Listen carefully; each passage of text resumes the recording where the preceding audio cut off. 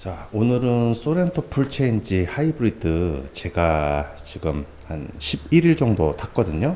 2주일 조금 안 되고 탔는데 전반적인 장점도 많지만 또 아쉬운 점, 단점도 상당히 많이 보입니다. 아쉬운 점은 바로 이 부분이에요. 자, 이 보통 SM5 같은 경우도 여기다가 스마트 키를 가지고 손을 넣게 되면 자동으로 문이 열리거든요. 그 되게 편했어요. 여기에 감지 센서가 달려 있어서 편했는데 그런 게 없어요. 그런 게 없고 무조건 잠글 때도 눌러야 되고 열 때도 눌러야 되고. 저는 사실 누르는 것보다는 이렇게 손만 살짝 넣어도 열리는 게 훨씬 편하더라고요. 문을 딱 열었을 때 밤에 요 밑부분에 이렇게 원래 좋은 차들은 로고 쫙 보이잖아요. 소렌토 딱 보이잖아요. 그럼 밑에 로고도 없고 여기도 따로 이렇게 로고가 없어요. 그냥 플라스틱이에요. 이런 부분이 조금 아쉬워요. 이 연료주 있고 이게 아주 참 웃깁니다. 안에 연료주 있고 버튼도 없을 뿐더러 시동이 꺼져야만 이게 열려요. 어떻게 열리냐? 이렇게 눌러서 열립니다. 눌러서 딱 열리는데 여기 뭐라고 써 있어요? 아무것도 안 써 있어요. 그렇죠?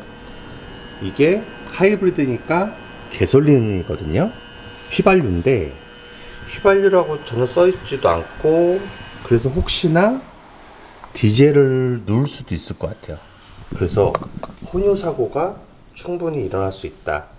그런 좀 단점이 있어요. 그래서 제가 뭐 다이소나 이런 데서 스티커를 사다가 여기다가 노란 딱지로 뭐 가솔린, 휘발유 뭐 이런 식으로 붙여야지 좀 안심이 되는, 주유할 때마다 계속 좀 주의하게 될 것 같아요. 가솔린이라고 얘기를 해야지만 또 그런 사고를 막을 수가 있을 것 같아요. 뭐 버튼 없는 거는 뭐 그렇다 치더라도 안에 이렇게 좀 표시라도 해줬으면 더 좋았지 않았을까 싶습니다.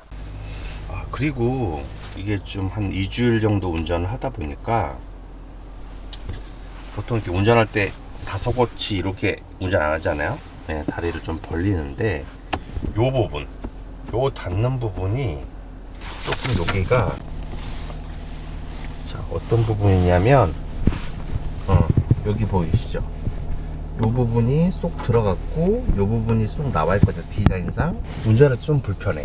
요 부분이 사실 GV80이나 이런 거는 다 쿠션이 좀 대져 있어서 편한 걸로 알고 있는데 이 부분이 딱 닿는 부위가 튀어나와 있다 보니까 좀 불편하다. 네, 그런 점. 이 부분 이제 자율주행 스마트 크루즈 쪽이죠. 이게 바로 자율주행 버튼이에요. 그래서 이걸 상당히 많이 쓰는데 요거를 이렇게 딱 누르게 되면 어두운 터널이나 이런 데 갔을 때는 이 차선을 감지했다 안 했다 하더라고요.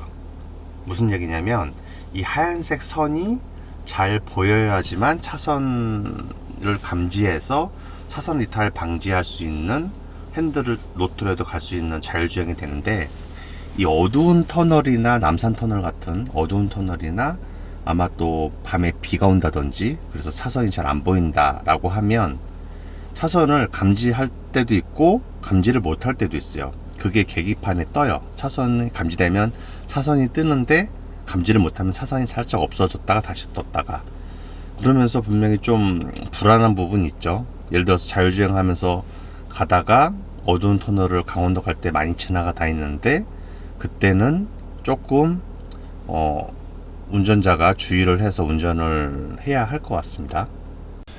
그리고 이게 제가 시그니처를 안 하고 노블레스를 했어요. 그러다 보니까 이 앰비언트 라이트가 없거든요.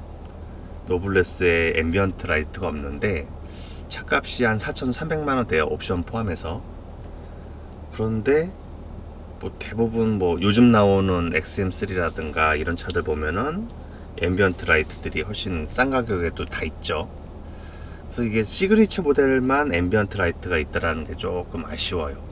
그리고 두 번째로 시그니처 모델도 앰비언트 라이트가 어디에 있냐, 요쪽 라이트 부분하고 앞에 부분 또 옆에 부분. 그러니까 이게 앰비언트 라이트가 요거 운전석하고 조수석에만 적용이 돼 있다는 점이죠. 보통 벤츠 뭐 2300이나 220D 같은 경우는 막 뒤에까지 앰비언트 라이트가 다 들어가 있기 때문에 컬러도 상당히 몇 가지 될 수가 있고, 그런 부분이 좀 아쉬워요. 그런 감성적인 부분이 앰비언트 라이트를 좀 더 넓게 적용해서 조수석까지 좀 적용하는 트렌드와 좀 맞지 않다.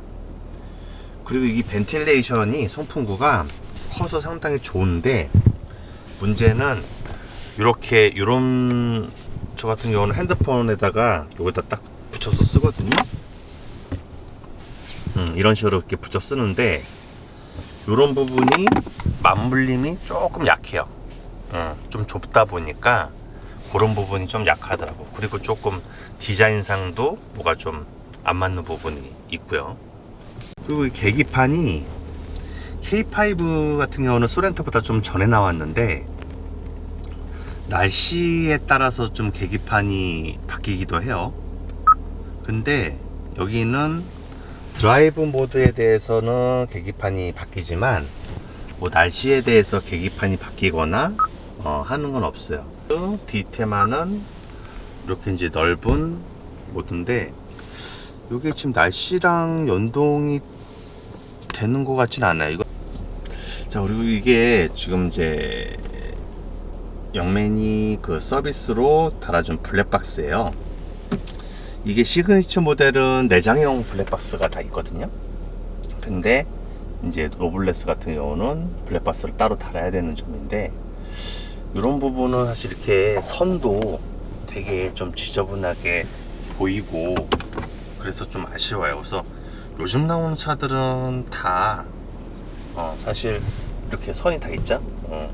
요즘 나오는 차들은 하나같이 다 이렇게 내장형으로 들어와서 이런 부분이 좀 깔끔하게 안 보이게 돼야 되는데, 조수석에서 봤을 때 시야가 좀 방해되는 거죠, 블랙박스 자체가. 이것들은 좀 내장형으로 사실 4천만 원 넘는 차들은 다 좀 넣어야 되는 게 맞지 않나. 그런 부분 좀 아쉽고요. 이게 이 소렌토 자체가 시트 포지션이 상당히 낮아요. 승용차 몰듯한 승차감은 좋은데, 반면에 이 옆쪽에 있는 이 윈도우 창문 쪽에 이러다 팔을 올려놔야 된다 그러면은 팔이 이렇게 올라가야 되거든요. 그러니까 이게 시트 포지션이 낮다 보니까 팔을 무슨 할리 데이비슨 타는 것처럼 이렇게 위로 올려야 돼. 이 정도에다가 놓는 게 맞는데, 보통 이제 창밖 열고 창문 열고 이렇게 많이 걸쳐 놓잖아요.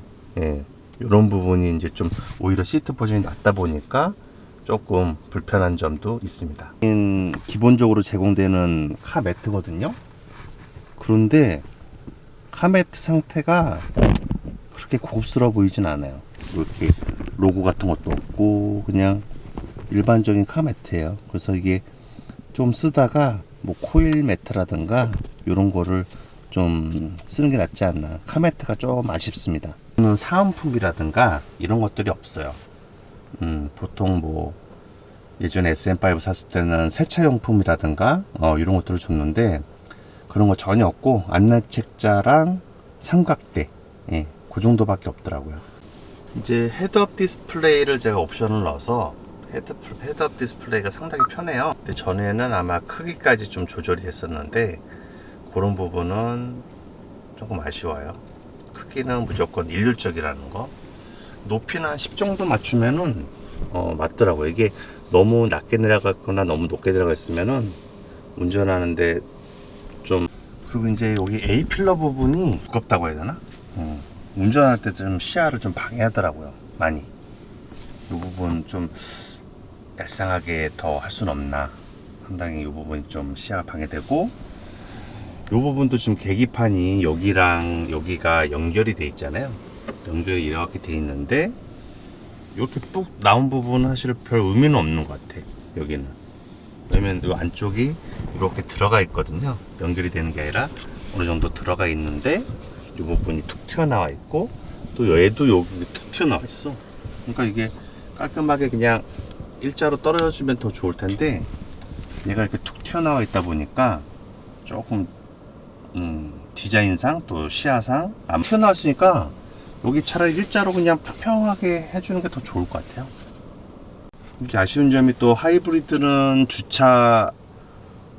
저절로 주차되는 기능이 없죠. 디젤에는 들어가는데 하이브리드는 앞으로 갔다 뒤로 갔다 저절로 주차하는 기능이 빠져 있어요. EV 차체가 크기 때문에 주차를 하기가 녹록지 않은데 그런 좀 편의성 부분은 된다는 점은 좀 아쉬운 것 같습니다.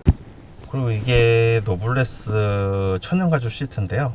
이렇게 구멍이 뻥뻥뻥뻥 뚫려 있어요. 퀼팅 시트는 아니고 시그니처가 퀼팅 시트고, 얘는 이제 이렇게 자가드 무늬가 있다고 해야 되나? 이게 만졌을 때 그렇게 매끈한 느낌은 아니에요. 천연가죽 치고는 좀 뻣뻣하고 약간 인조가죽 느낌이 좀 나요. 시트가 불편한 건 아닌데 이 터치감이나 이런 고급감이 나파가죽 퀼팅 시트에 비해서는 좀 모자르다. 그래서 시그니처를 선택하는 게 제가 보기에는 시트 쪽의 부분에서는 훨씬 나을 것 같습니다. 이걸로만 돌려야 된다는 건 좀 불편한 것 같아요. 응? 보통은 라디오를 이렇게 튜닝을 맞춰서 하는데 이거는 바뀌는 거고, 라디오 주파수를 맞추려면 무조건 이렇게 돌려야 돼. 그래서 저장을 해놔야 돼. 이렇게 해서 여기 저장 별표를 누르면 저장이 되죠. 근데 이런 거는 좀 없애려고 싶으면 이런 좀 편집할 수 있는 그런 게 좀 불편하더라고요. 라디오 조정하는 게 뭐가 좀 어설퍼. 이걸로만 조정이 가능하다 그러니까. 이게 소렌토가 하이브리드다 보니까 저속에서 전기 모터를 많이 쓰거든요. 그런데 저속에서 이제 기아가 변속되기 전에 조금 이제 속도가 올라가야 되는데 그 부분 약간 반응성이 좀 한 템포 느리기도 하고 가끔 가다가 좀 꿀렁거리더라고요. 이 기아 변속이 2단으로 되기 전에 좀 꿀렁거리는 부분이 있어서 그 부분은 조금, 개인적으로 소렌토의 디자인에 크게 불만은 없는데 사실 요 부분이 좀 익스플로어처럼 블랙이었으면 좋겠어요. 요 부분이 블랙이면 이 창문과 차체가 한꺼번에 일체형으로 된다는 느낌이 있거든요. 근데 그 부분이 조금 아쉬워요. 익스플로어처럼 요 에이플러 요 부분을 블랙으로 좀 넣어줬으면 훨씬 더 멋스럽겠다. 그리고 물론 뭐 요 부분 때문에 안 그렇겠지만 그런 부분이 나중에 디자인에 반영되면 훨씬 익스플로어 같은 느낌으로 뽑을 수 있을 것 같아요. 넓어서 뭐 공간이나 이런 부분, 차박이나 캠핑 갔을 때는 부족한 부분은 없어요. 보조 배터리가 이쪽에 들어가거든요. 보조 배터리가 이쪽에 안에 들어가다 보니까 이게 보조 배터리예요. 이게 디젤은 여기가 공간이 있거든요. 수납함이 있는데 보조 배터리가 들어가다 보니까 공간이 여기밖에 없어요. 소화기랑 이런 타이어 펑크 났을 때 긴급 처치할 수 있는 키트가 들어가 있는데 공간이 이거밖에 없다 보니까 뭘 넣을 수가 없어요. 이 부분에 이 부분에 하이브리드 같은 경우는 요 조그만 부분, 그리고 소화기 옆에 조그만 부분, 뭐 조그만 건 넣을 수 있는데 조금 커다란, 예를 들어 삼각대다 그러면 삼각대도 안 들어가요. 삼각대도 안 들어가고 툭 튀어나와 있어. 이런 공간 활용 부분이 하이브리드가 좀 손해보는 부분이 있어요. 그래도 조수석에 한번 타보겠습니다. 조수석, 이 소렌토의 가장 큰 장점이 휠베이스가 엄청 넓어요. 엄청 넓다 보니까 뒤에 탄 사람들의 그 쾌적성, 편의성 이런 것들이 엄청 좋아요. 그리고 이게 좀 아쉬운 게 220V 200W까지 되거든요. 이 파워뱅크가. 근데 이제 요즘 차박이나 이런 거 하시는 분들 많은데 여기다가 이렇게 전원 코드 꼽아가지고 노트북이나 핸드폰 충전은 뭐 가능해요. 핸드폰은 뭐 이걸로도 가능하고. 근데 그 정도의 충전이 가능하지 뭔가의 전기용품을 쓰기에는 이게 200W면 턱없이 부족해요. 전기용품 같은 경우 보면은 그 용량이 200W 넘는 게 대부분이거든요. 그러니까 사실상 좀 그런 부분에서는 약하다. 물론 배터리를 보호하려고 하는 것도 있고 한계가 있겠지만 요즘 이제 아웃도어 라이프를 많이 즐기시는 캠핑이나 차박을 많이 즐기시는 분들한테는 좀 많이 부족한 용량인 것 같습니다. 그 부분은 좀 나중에라도 개선을 해줬으면 좋겠네요. 지금 제가 크렐 오디오 65만원짜리 옵션을 넣어서 사용을 하고 있는데 기본 오디오보다는 확실히 좋긴 해요. 그런데 제가 생각했던 만큼의 어떤 오디오 옵션, 음량, 뭐 특히 중저음에서의 어떤 우퍼 그런 것들은 좀 많이 약하지 않나. 그래서 조금 오디오 옵션을 하긴 했지만 좀 아쉬운 감이 있어요. 좀 더 중저음에서 우퍼를 좀 더 때려줬으면 더 좋을 것 같은데. 그리고 이제 카 매트 보시면 카 매트가 보통은 뭐 여기 로고라도 하나 있고 뭐 소렌토라는 로고라도 하나 있어야 되는데 그런 것도 없고 그냥 정말 말 그대로 카 매트예요. 일반적인 카 매트. 그리고 이 결합성이 그렇게 좋아 보이지도 않고 대신에 여기 진짜 좋은 게 이 컵은 정말 여기도 넣을 수 있죠. 여기에도 또 컵을 넣을 수 있어요. 조그만 거. 그리고 여기를 빼면 여기에도 또 컵을 넣을 수 있어. 그러니까 컵을 3개나 넣을 수 있어. 이거는 정말 만족하더라고요.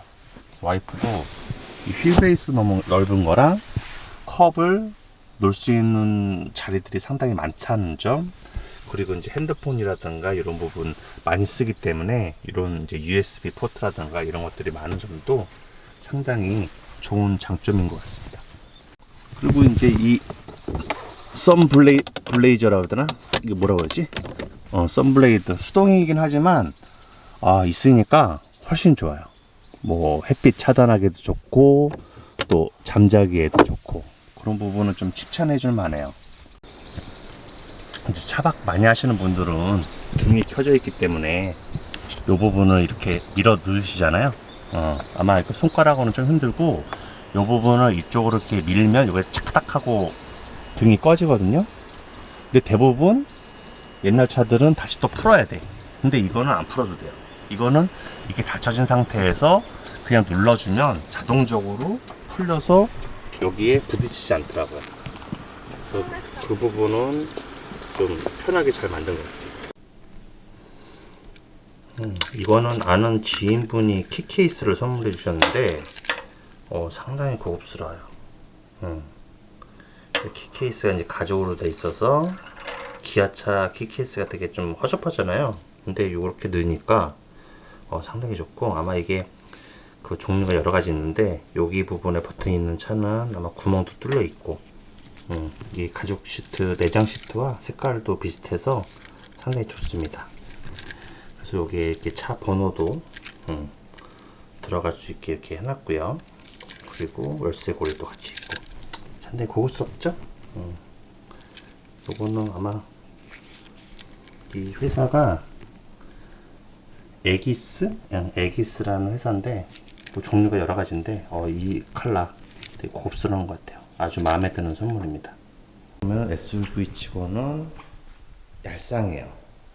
디자인 때문에 이 헤드라이트랑 그릴이랑 연결되는 디자인 때문에 좀 얄쌍하지만 이 펠리쉐이드나 이런 데 보면 상당히 이 부분이 듬직하니 여기까지 올라와 있잖아요.